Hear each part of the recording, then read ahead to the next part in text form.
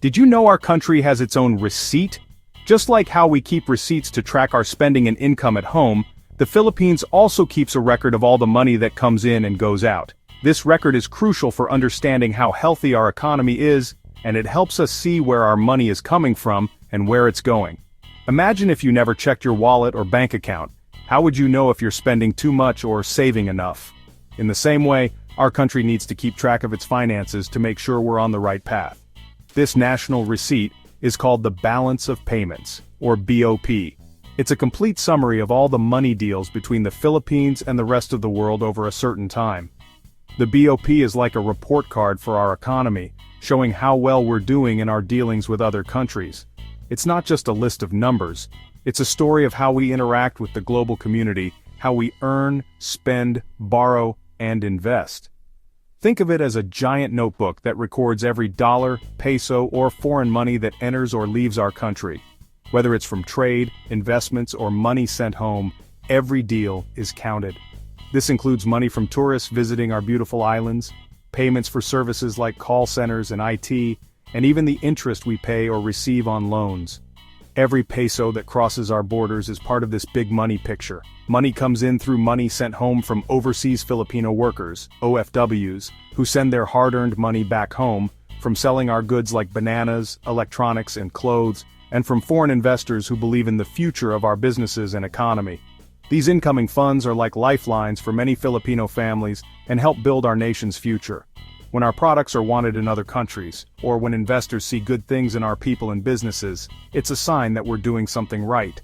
On the other hand, money leaves the country when we pay for goods from other countries like oil, cars, and gadgets, when we pay off money we owe to other countries, or when international investors decide to take their money and profits somewhere else.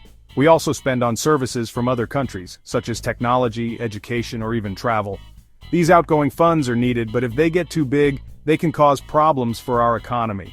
For example, when we buy fuel from other countries to power our cars and factories, or when Filipino students study in universities overseas, these are all counted as money leaving the country.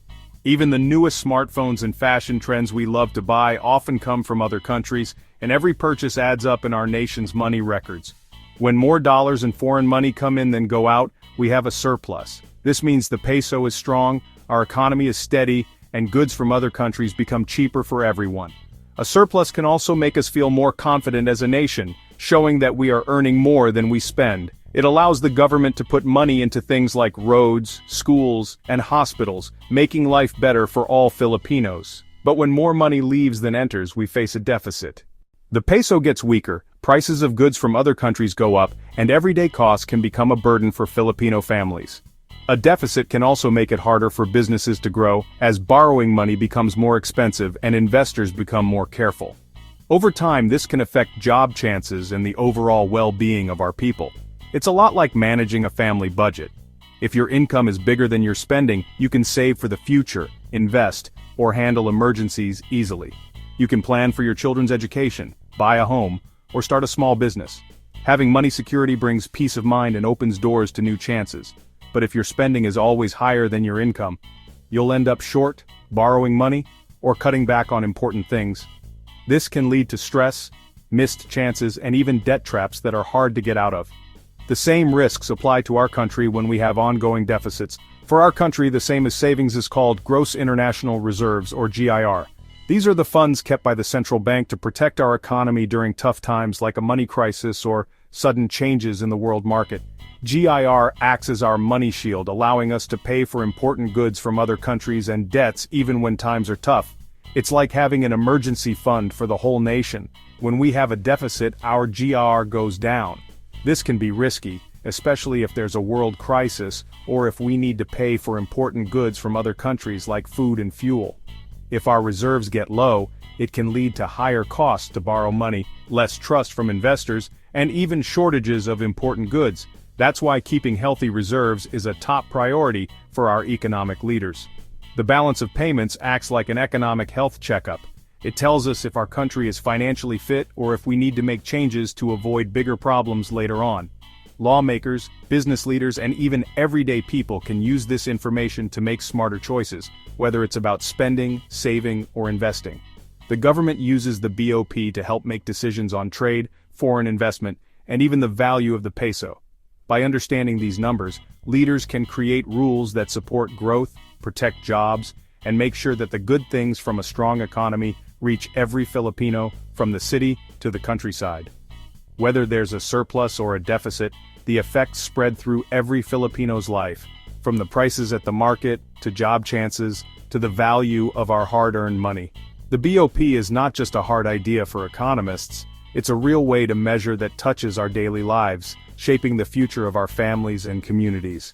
Understanding the balance of payments is the first step to knowing the true state of our economy. By being aware, we can make better decisions as individuals, families, and as a nation. When we understand how our country earns and spends, we become more able to ask for clear information, support smart rules, and help build a brighter future for all Filipinos. The next time you see a receipt, remember, our nation has one too, and it tells the story of our hopes, challenges, and dreams. In recent years, the country's wallet was always full, a BOP surplus. In 2023 and 2024, billions of dollars came in, the peso got stronger, and our savings grew. But as 2025 started, things suddenly changed. In March, the BSP said we had a BOP deficit of $2.20 billion, that's the biggest in many years. In April it grew even more to $2.6 billion. In just 4 months the deficit is already $5.50 billion. That's more than what the BSP thought it would be for the whole year. The good feelings we had before are now replaced with worry. It's like a car suddenly hitting the brakes.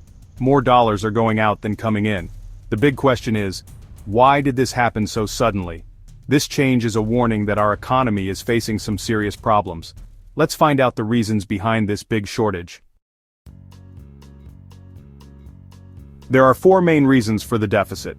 First, imports increased. We bought more oil, steel, and food, and global prices also went up. Second, exports weakened, especially electronics, because China and the US didn't want as much. Third, money sent home by Filipinos working abroad slowed down, because things cost more in other countries, less money is being sent home. Fourth, foreign investments left, because interest rates were high in the US, investors chose other countries. The trade deficit got much bigger, and the money we made from exports and money sent home wasn't enough. Hot money comes in fast and leaves fast. Plus, we need to pay our dollar debts. All of these things together made the deficit bigger. The result is that more dollars are leaving than coming in. This is why the BOP suddenly dropped. So what's the real effect of all this on our daily lives? It's not just about the economy. We feel it every time we shop, pay for transportation, or budget for household expenses. With every step we take at the market, every time we count our change, and every time prices go up, we feel the impact of changes in the economy. Simple things like buying ingredients for dinner, getting rice, or paying the electricity bill become harder when our money's value changes. When the peso gets weaker, it means there aren't enough dollars in the country. The exchange rate for the peso against the dollar goes up, so each dollar we need to buy products from other countries becomes more expensive. For example, if a dollar used to be worth only 50 pesos, now it's almost 58 pesos. This means the peso buys less in the global market. Businesses that need to import raw materials or products have to spend more pesos to buy the same amount of goods. In March 2025, the peso hit 58.10 per dollar, one of the weakest values for the peso ever. Many Filipinos were worried, especially those who rely on imported goods and money sent from overseas workers. Families who depend on money sent by loved ones from abroad are wondering if what they receive is still enough, because even though the value of remittances in pesos has increased, so have the prices of goods. Because of this, imported oil, wheat, and rice become more expensive. The effect? Fares, electricity, and food prices all go up. Even simple grocery shopping, you can feel the increase in prices.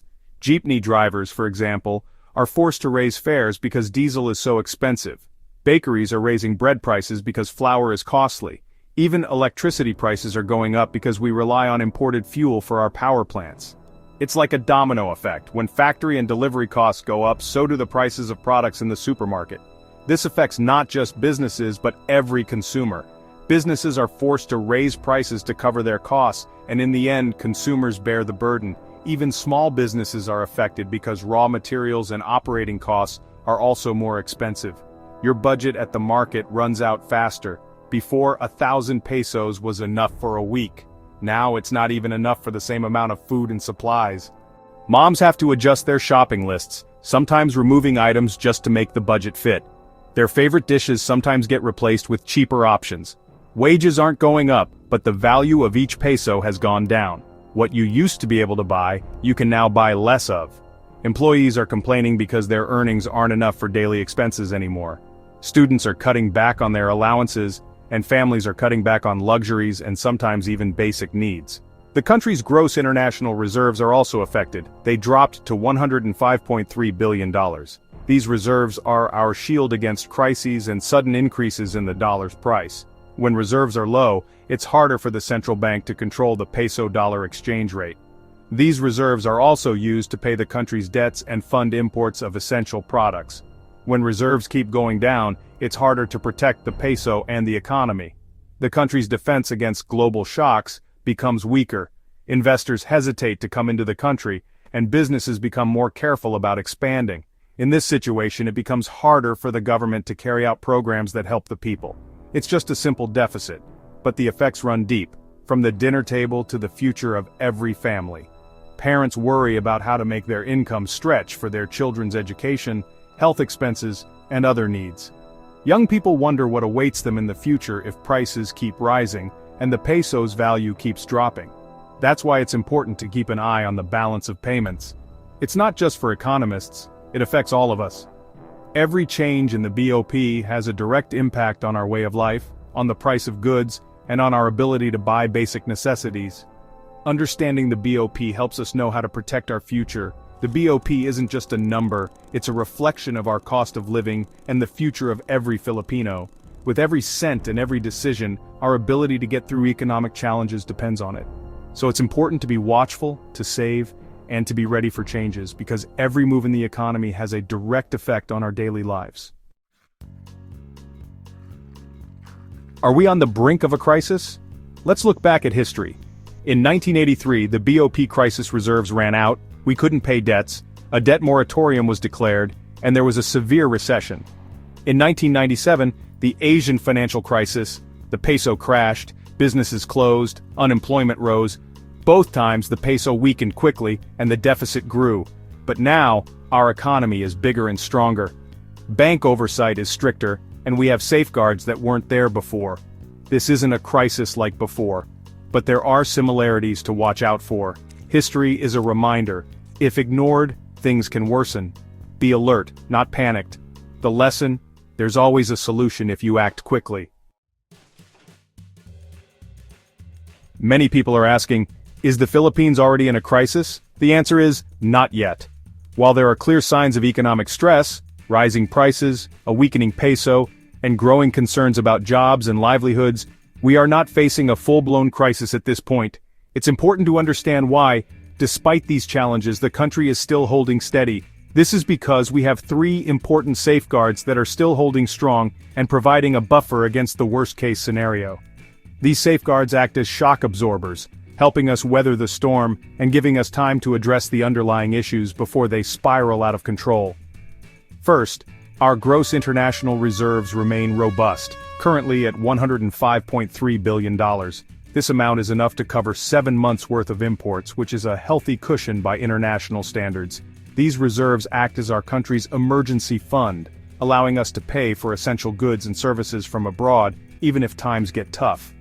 Think of it as a financial safety net. If the global economy takes a turn for the worse, or if foreign investors suddenly pull out, these reserves ensure that we can still buy oil, food, medicine, and other necessities from other countries. It also reassures international partners that the Philippines can meet its obligations, which helps maintain confidence in our economy. In a world where uncertainty can trigger panic, having strong reserves is like having a life jacket in turbulent waters. To put this in perspective, back in 1983, during the debt crisis, our reserves were almost depleted, practically zero. That left the country extremely vulnerable, unable to pay for imports or service its debts, which triggered a real crisis. The government was forced to declare a moratorium on debt payments, the peso collapsed, and the economy went into a tailspin. Businesses closed, jobs were lost, and ordinary Filipinos suffered the consequences. Today, we are in a much stronger position. Our reserves are not only higher but they are also managed more prudently with lessons learned from past mistakes. This is a key reason why, despite the current pressures, we have not yet crossed the line into crisis territory. Second, remittances from overseas Filipino workers continue to flow steadily into the country. Every month, more than $3 billion is sent home by Filipinos working abroad. This steady stream of dollars supports millions of families and helps stabilize our currency, providing a reliable source of foreign exchange even when other sources are uncertain. These remittances are not just numbers on a balance sheet, they represent the hard work and sacrifice of millions of Filipinos who leave their families to work overseas. The money they send home pays for food, education, healthcare, and even small businesses, fueling local economies across the country. In times of global uncertainty, when foreign investments can dry up or exports can slow down, remittances remain a lifeline for both families and the broader economy. Unlike speculative investments or hot money that can leave the country at a moment's notice, OFW remittances are consistent and dependable. They don't disappear overnight, making them a crucial pillar of our economic stability. In fact, during global downturns, remittances have often proven to be more resilient than other sources of foreign exchange. This reliability helps cushion the impact of external shocks, such as sudden changes in global markets or political instability abroad. It also helps keep the peso from falling too sharply, which in turn helps control inflation and keeps basic goods affordable for ordinary Filipinos. Third, the Philippine government still has access to international loans and credit lines. This is because we have maintained a good track record of repaying our debts on time, which reassures lenders and investors that we are a trustworthy borrower. Access to credit is vital, especially during difficult times, because it allows the government to borrow money for essential programs, like infrastructure, social services, and disaster response, without facing exorbitant interest rates or being shut out of global markets. This access is not automatic. It is earned through years of responsible fiscal management, and by demonstrating that the country can be trusted to honor its commitments. As a result, the international community continues to trust the Philippines. Investors and financial institutions are still willing to do business with us, which is vital for keeping our economy afloat during challenging times. This trust is reflected in our credit ratings, which remain stable, and in the willingness of foreign partners to invest in Philippine projects. It also means that if needed, the government can tap into global financial resources to support the economy and protect the most vulnerable sectors of society. In a world where trust can be easily lost, maintaining this reputation is a significant achievement. Because of these three safeguards, strong reserves, steady remittances, and continued access to credit, the situation remains manageable for now. We are not yet in a crisis, but this does not mean we can afford to relax or ignore the warning signs. The economy is under pressure and many Filipinos are feeling the pinch, but these buffers are buying us time. They give policymakers a window of opportunity to implement reforms, address structural weaknesses, and build a more resilient economy for the future. It's a reminder that while we are not in immediate danger, the risks are real and must be taken seriously. These safeguards, however, are not unlimited. If the underlying problems are not addressed, even these defenses can be worn down over time. The longer we wait, the more difficult it will be to recover. History has shown that ignoring early warning signs can turn manageable problems into full-blown crises. If reserves are depleted, if remittances slow down, or if access to credit is lost, the consequences could be severe, affecting jobs, prices, and the overall well-being of millions of Filipinos. That's why it's so important to act while we still have options. That's why it's crucial to act now, before things get worse. We must not wait for a real crisis to hit before taking decisive action to solve the root causes of our economic challenges. Proactive measures, such as improving governance, investing in education and infrastructure, supporting local industries, and ensuring social safety nets, can help strengthen our defenses and build a more inclusive, sustainable economy. The choices we make today will determine whether we simply survive the current challenges or emerge stronger and more resilient for the future. The time to act is now, while we still have the chance. The deficit is a symptom of long-standing problems. First, we rely too much on electronics exports. When demand weakens, the entire economy is affected. Second, we are import-dependent. Even rice and oil are still imported. We are not self-sufficient, so we are always victims of global price shocks. Third, manufacturing is weak. We don't produce high-value products, often just assemble them. We lack diversification and strong industries. These are recurring problems every time there's a global crisis. Until the root causes are addressed, the foundation of the economy will remain weak. The current deficit is a wake-up call. It's time to take reforms seriously. What is the government doing? Short-term. The BSP can raise interest rates to stabilize the peso and curb import demand. They can also sell dollars from reserves to control the exchange rate. The government can tighten non-essential imports and strengthen support for local products. Buy local should become a true movement. Long-term diversify exports, not just electronics, but also green tech, creative industries, digital services. Attract foreign direct investment. Long-term factories, not just hot money. Modernize agriculture, irrigation, farm-to-market roads, and technology for farmers. Goal food self-sufficiency, lower import bill. It's not easy, but it requires political will and continuous action. Reforms cannot be postponed. The BOP deficit is more than just a number. It's a warning and a call to action. The weakening peso, rising prices, and decreasing reserves are felt by every family. We have safeguards, but they won't last if the root of the problem isn't addressed. Deep reforms are needed. Band-aid solutions aren't enough. Break away from over-reliance on a few exports and imported products. Strengthen industry and agriculture right here in our country. It requires courage, unity, and vision from leaders and citizens. The future of the country and our children is at stake. Use knowledge for the right action. Together, find and promote solutions. The country's receipt is all our receipt. Knowledge is power.